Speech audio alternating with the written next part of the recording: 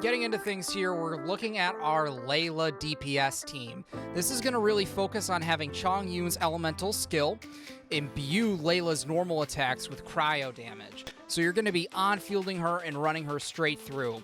I'm going to be showing a couple clips of this team here, and it's going to be a little interesting because Chongyun and Layla are both level 20, but it should be alright. Eugene's going to focus on boosting Layla's normal attack through her elemental burst, and Xilonen is there as a damage buffer. Looking at Layla here, her kit is mostly going to revolve around 4-piece Gladiator with the cryo damage bonus. This is going to allow her to have more normal attack damage on her sword, which is what she will be dealing, and it will be mainly cryo damage. All the reactions that you're going to be getting are going to be from whatever opponents you are fighting. Her elemental burst and elemental skill scale mostly with HP. Her elemental skill is a shield, and her elemental burst is kind of an AoE cryo application damage source. So for this build, just focus on leveling up her normal attack as much as you can, as ridiculous as that sounds. For weapons, the Skyward Blade is a great option for energy recharge to keep, good uptime. As a pure damage option, the Raku Misugiri or the Mist-Splitter is going to be the best option. As for free-to-play, there are a couple of options that you can do in terms of craftable 4-star options. Probably the Prototype Rancor is going to be your best bet in terms of its just pure high base attack stat, even though it is a 4-star weapon. The that grassy sapwood blade thing, that's probably fine too. I haven't looked into it, but I don't have it. It's probably fine. It's got a high base attack, so it's probably fine. You just want base attack. You just want attack everywhere. Spam attack. It's great. So Eugene, I'm not going to dig into her too much. Just use her elemental burst. I'm running her on Husk of Opulent Dreams. Make sure this is a 4-piece set. Stack as much defense on her as humanly possible because that is going to scale her burst as much as possible.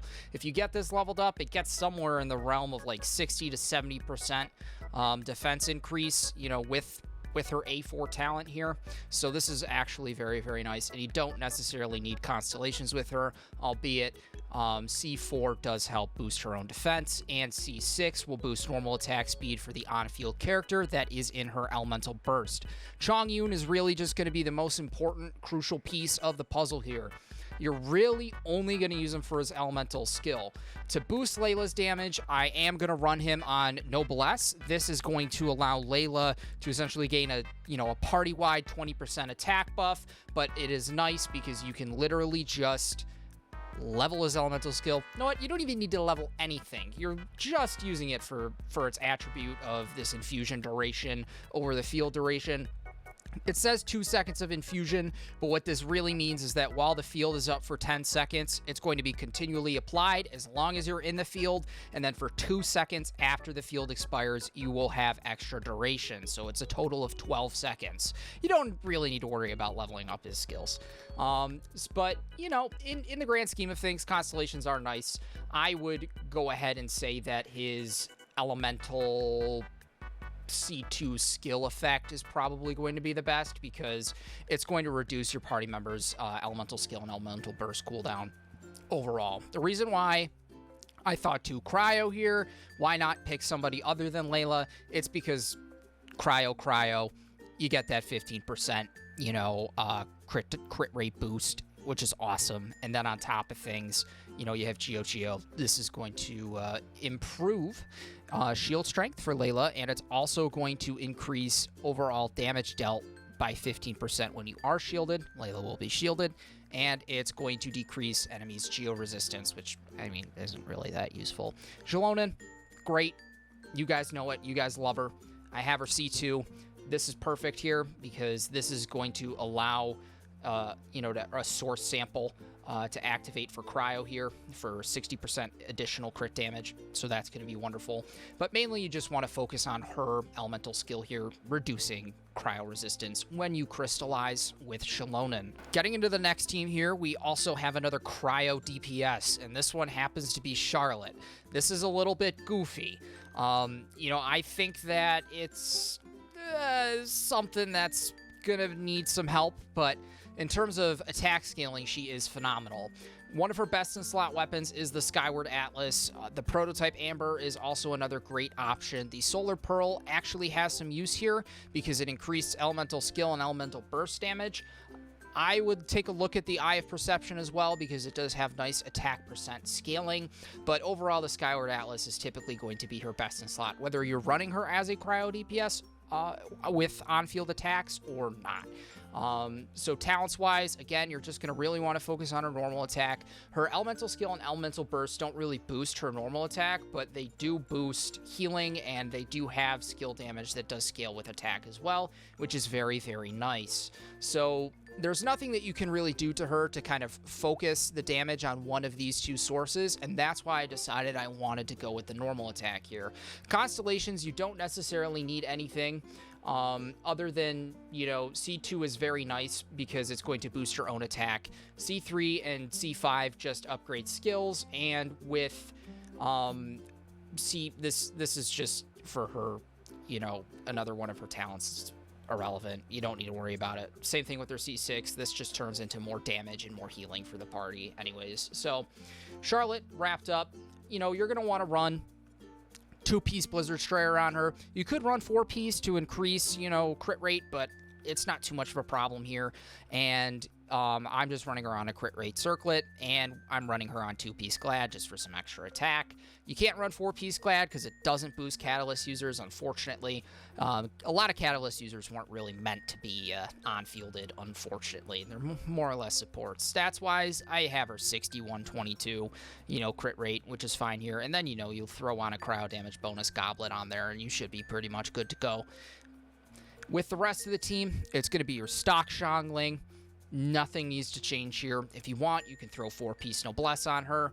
My Ganyu is hideous and corrupted right now, so don't worry about it. You know, if you really want to make it kind of fit this team the best, just take any sort of off-field cryo applicator, build them for EMs or, you know, attack bonus. Just allow them to kind of just boost your whole party's elemental mastery so you can achieve some more melt damage. Something like Algae for the end on Ganyu here, or Stringless on Ganyu here, boosting her elemental mastery. It's going to help Xiangling, it's going to help Charlotte, it's going to help everybody.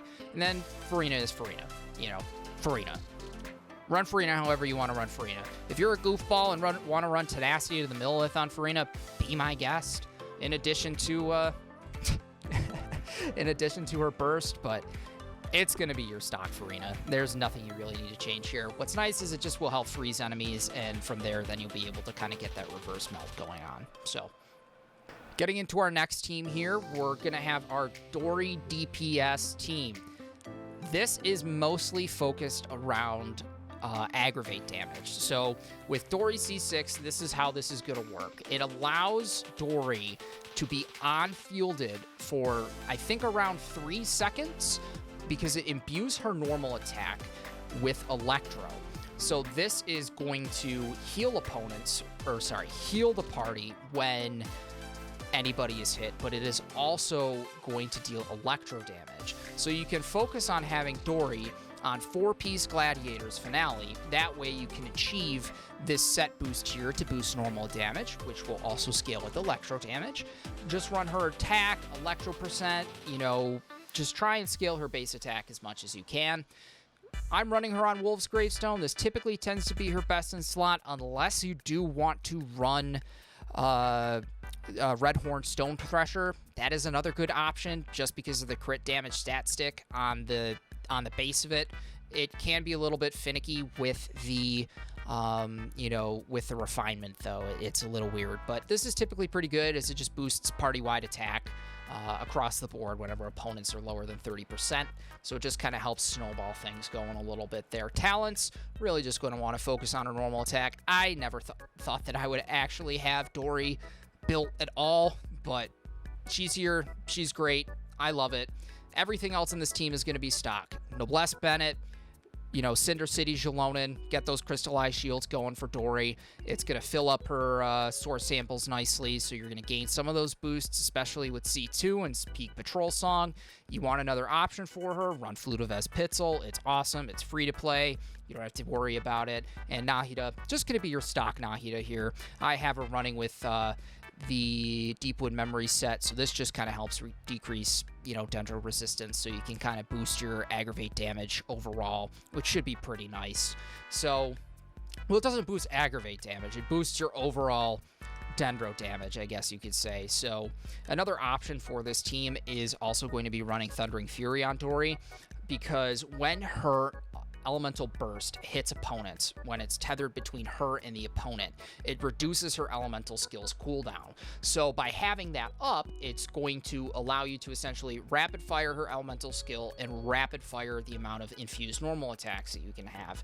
Now, the tricky thing with this is it is going to essentially kind of cut down on your elemental skill when you have Thundering Fury to the point where you can on-field Dori even more, and it might mess with your rotation a little bit in terms of keeping Dendro up for Quicken, and it might mess with your rotation a little bit in terms of generating particles for Bennett or Xilonen or vice versa. But this team has a lot of healing coming from Bennett, Xilonen, Dori. It's amazing. It's dumb as hell, but try it out. It's honestly really funny. Next up, we have our Kirara Nuke team. This is another one of those characters and situations that I thought would be impossible, goofy, and weird, but I mean, it works and it's funny, and I don't get it. But Bennett, stock Bennett. This is where things get weird. Kuki Shinobu. To boost elemental damage with Kuki Shinobu, she is going to be your essentially quicken and spread enabler. I have her running on Peak Patrol Song. This is going to seem crazy, but you just want to stack defense on her to boost elemental damage bonus for the party. This means, though, that you are going to have to normal attack twice in her rotation. Now, with talents, you don't have to focus on anything here, because it all scales with HP for the most part. I mean, obviously not her normal attack, but Kuki Shinobu isn't going to be doing damage here. She's not dealing aggravate damage, so it's not going to really be affecting anything in the party. So you don't really need to worry about it too much. Now, constellations cannot help. Increasing AoE of ult is nice, but you're typically not using ult in the rotation. Helping out the duration of the Sanctifying Ring is nice because it does allow for a little bit more quicken and a little bit more spread to happen. But you do want to be careful you're not triggering too many aggravates. But since aggravate and spread are independent additive reactions and they have no ICD, which is like an internal cooldown, essentially they can be triggered as much as you want independently of each other as fast as possible, as far as I'm aware. So everything here is going to be scaling off of HP, which we don't need. Artifacts, I am running her on Deepwood. In this scenario, you are going to want to run her on, I would do Deepwood. It's going to end up being the best, because then that gives you the Dendro resistance shred for Kirara. Bennett gives you Noblesse, and then Mona is going to run Tenacity to the Millilith. This is where things get trickier in the rotation, because you are going to want to have Mona's skill up before you get into her burst to proc Tenacity, but you're also going to want to avoid procking Bloom. So with Tenacity to the Millilith, wherever it went, it was on somebody, wound up on Kujo Sara. That is something. That's definitely something. I don't know why that's there. It doesn't need to be there, I'll tell you that much, but Kujo Sara is not going to be as good as Mona here, even though she keeps the Electro on the enemy.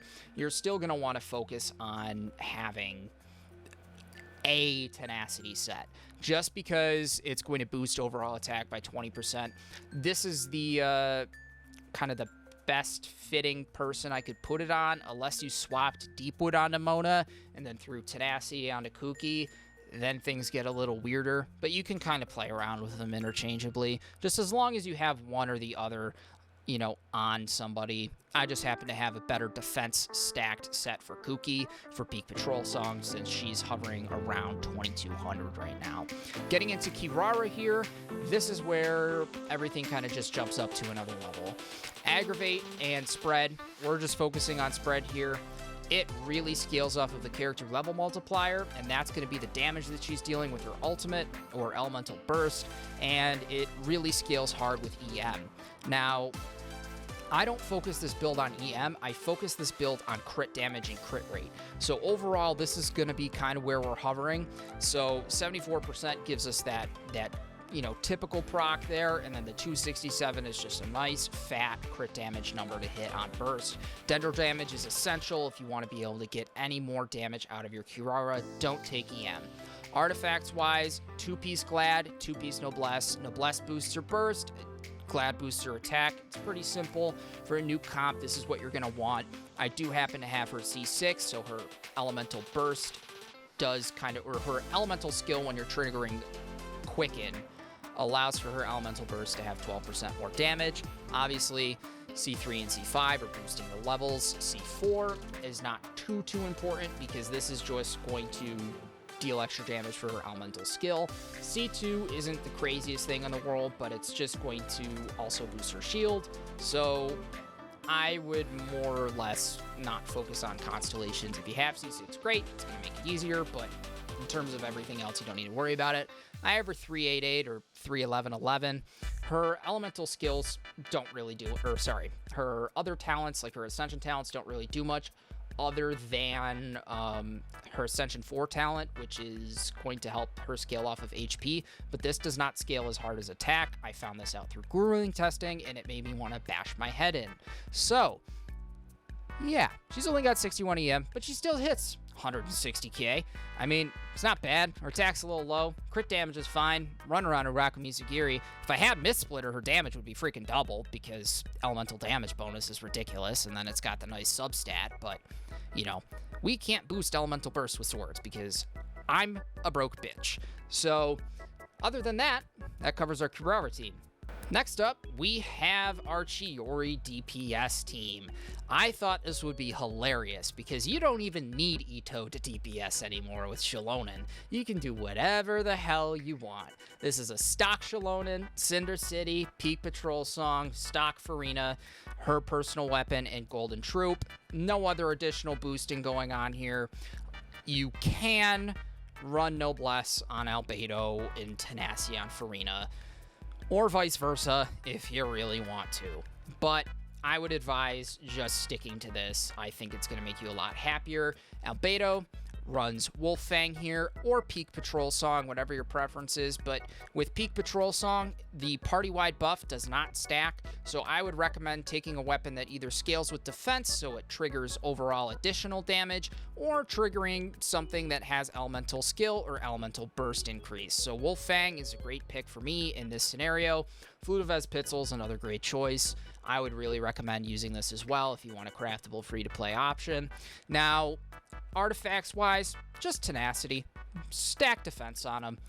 He scales with defense for the most part in attack. Attack and defense, that's just what you need. It's hard to kind of, calculate his damage because a lot of his scale numbers are raw and it just scales with geo damage percent, like skill damage here. That doesn't really scale with attack. The only thing on his kit that technically scales with attack is this transient blossom damage that comes off of his elemental skill. You'll see that hitting in the couple of clips that I put up here, and you can't really scale his burst all other than with level. So he's just there for geo resonance and for fucking fun because he's fun, and nobody uses him, so eat it, miHoYo.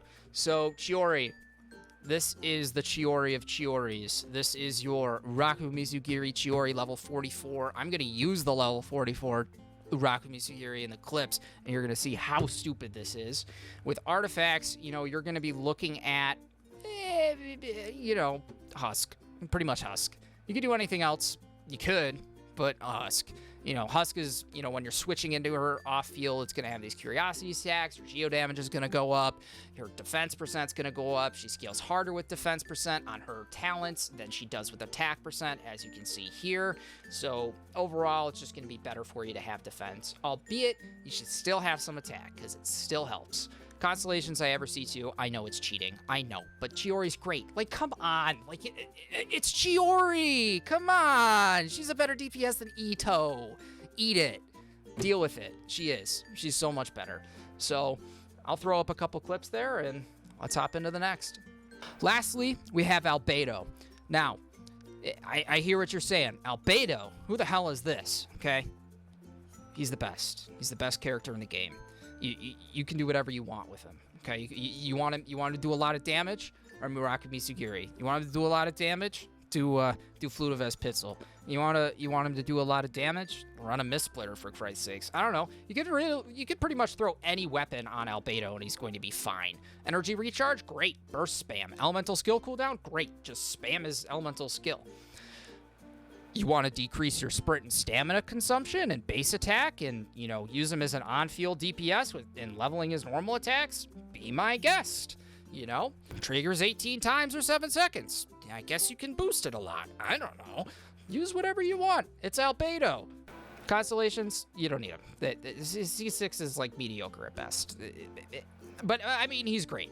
Come on. Just Tenacity Albedo. If you want to build him, just, I don't know. Crit rate, defense percent, attack percent, geo damage bonus, tenacity, maybe, if you're using him as a buffer. It's kind of hard when you're soloing him to run Husk, because it's not really going to have any uptime, So, if you're a masochist, run Gladiators, but, hell, I don't know. Albedo. Play Albedo. Albedo good. Albedo good.